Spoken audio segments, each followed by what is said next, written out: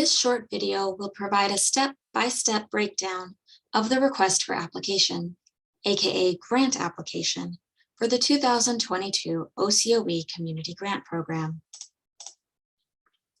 First things first, let us know who you are. In about 1/2 page, let us know a little bit about your organization and its capacity to complete the proposed project.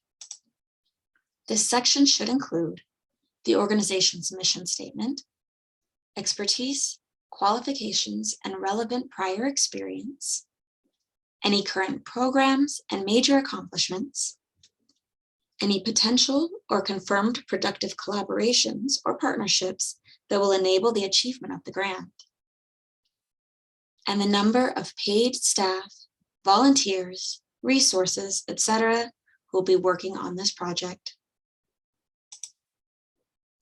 The proposal is the core of the application. It is where you'll describe the details of your project in depth. First, try to give your project a short, descriptive title, as this is what we will be using to refer to your project during application review. We'll go more into detail on the introduction, goal, and objectives, methods, and reference sections in the next slides. The introduction should be about 1/2 page in length and should provide preliminary information about your project, including the name of project contact, the name of your Cancer Consortium academic mentor or OCOE partner if you work with one, the name of any collaborator. Then take some time to describe how the project proposed addresses any identified need in the community or addresses a health disparity in the community and the purpose of the project. To do this, explain a little bit about why this is the best population or community to work with to address this health disparity. Describe the population to be served in detail and provide statistics specific to the population to be served. This will help to describe the evidence of risk or need in your service area. The goal and objective section should also be about 1/2 page in length and should tell us a little bit about your specific project goals and objectives. What is the overall goal for your project? What are your objectives and specific aims for the project? A project goal should have at least one, but no more than 3 objectives for it. Consider who will be responsible for each objective and share data on how many in your community may be served by the completion of this project. Consider how you will formulate your specific aims or objectives using SMART language: specific, measurable, attainable, relevant, and time-based goal language.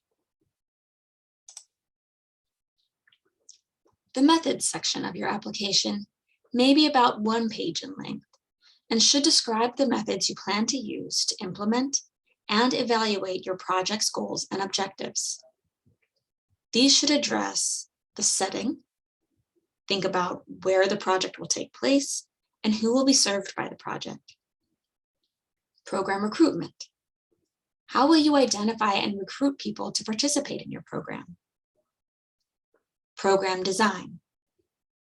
What does the program look like? Is it a new idea or an adaptation of an existing meeting? How will the project be implemented?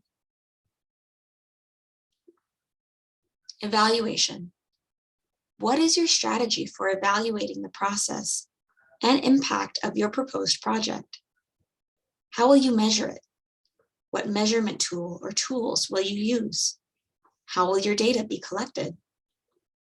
And the anticipated outcomes of the project. Describe the outcomes of your project. These should be aligned with your project's goal and objectives and any activities that came from those. They must be measurable. How will you communicate your project's findings to others? Be sure to cite the sources for any literature you use in your proposal. References should be listed on a separate page after the proposal limit. The reference page will not be counted against your total page count for the application. Technical assistance for citations may be offered by a faculty mentor or OCOE staff if requested. All requests must include a detailed budget and justification. Allowable costs include personnel costs. Salaries, if requested, must be for personnel related to this project only and not the work of the applicant organization in and of itself. The rate or rates, including dollars per hour and total number of hours estimated, should be shared, and they should align with those normally paid by the organization for similar categories of staff, including fringe benefits where applicable. Supplies. The need for supplies should be explained, and all amounts based on current actual costs. Please note that funds for supplies are not intended for the purchase of furniture or office equipment. Travel. Local travel costs directly related to the project are allowable. Additional costs associated with the conduct of the project should be justified. Associated costs to be covered by the organization, another grant, or provided in kind by community partners should be delineated as such. The following costs are not allowable: individual patient care, budget deficits or debt reduction, core programming, contributions to fundraising, events, campaigns, drives, etc., political campaigns or lobbying, any new construction, renovations, or the purchase of land or buildings.